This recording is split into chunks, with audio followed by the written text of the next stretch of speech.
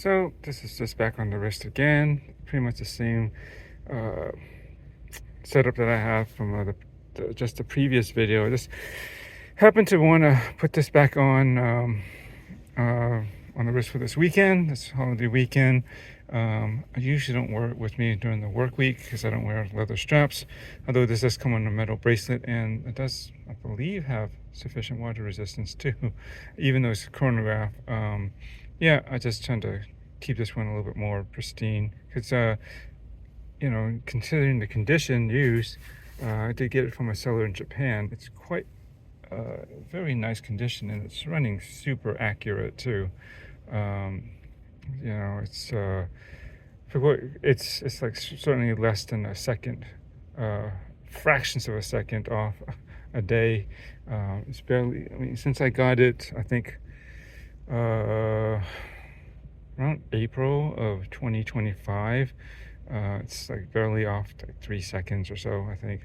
And for the longest time it was barely off 1 second too. So it's a good solid quartz movement.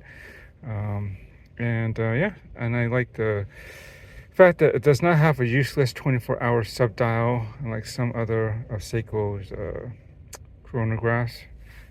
Primarily, most of the mecha cores, although there are some exceptions that do not have that 24-hour subdial, but yeah, I prefer this. This is not solar, this is battery powered, but I don't care. It should be easy enough to service, a battery change. And I think this would be more useful. You have that quick running 1/20th a second subdial when the chronograph's running. As you can see, it is. Of course, the main ticking central seconds hand is that's part of it. And then on the right subdial, I think you got a fairly useful minute counter as well as hour counter up to 12 hours. So that does double duty on that subdial. And then of course the constant running seconds is on the bottom, which is for the regular time. And that's it. And I think that's pretty good. I don't know if I've ever used the 1/20th second. I never need to really time something that critical, but it's good that it's there. I prefer that than something that I just really don't find any use for. It's a 24-hour subdial. You can't set it independently, and I just want the subdials pretty much to remain tied to the chronograph function and not throwing in something else like besides 24 hours, like a day indicator or something like that, something that's not really relevant to the chronograph functionality. And that's about it. Just wanted to, sun's coming out, trying to get out of the harsh lighting. Just wanted to show that. And then this is still on the ivory leather perforated like rally strap that I believe I got this from StrapsCo, which I think works well with this kind of it's not a stark white, but this ivory, I think they call this ivory color. It's this off-white color. It works pretty nicely against this gray dial, I think, overall. And that's it. Thanks for watching, and catch you in the next one. This is not a watch your Strappin. This is something I just wanted to video because I thought, okay, I have this on wrist, and I just wanted to share this again because I think this is a damn cool and handsome looking watch that doesn't cost all that much. I mean, for this example, I think I paid roughly 500, maybe under. I don't think really much more than 500 if I even did, and that was after shipping, I think, too. And I think it's totally worth it. It's a really cool design. It's very Seiko.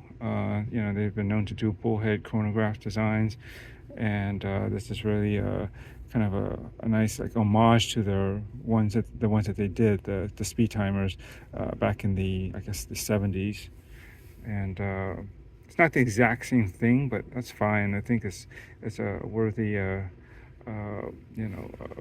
more modern rendition. This is, by now, this is almost 10 years old. I want to say this is roughly a 2014 model, and it's right now 2025.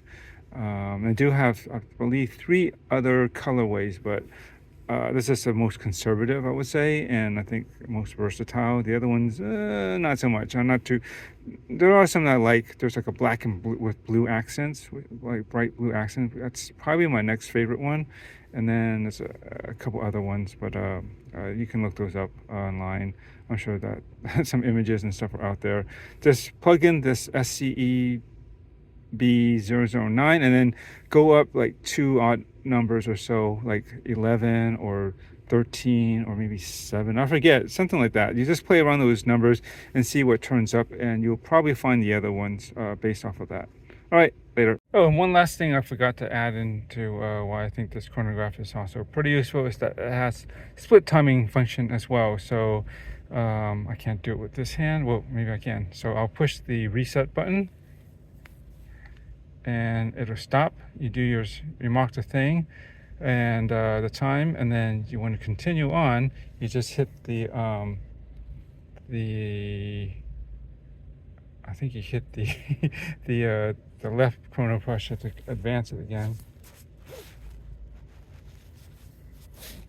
Nope, actually you hit the reset button again and it continues on. That's right. So wherever you last left off, as if it was still continuing, it will catch up to that spot, and then you can do the timing again, and you can keep doing that. So I think that's a pretty useful function, something that you'd pay a heck of a lot more in, like basically a Strappin, split timer, second timer that's mechanical, and so you can get that in a much more affordable package here, which is also very cool and could be pretty useful too. All right, that's it. Just wanted to add that at the end.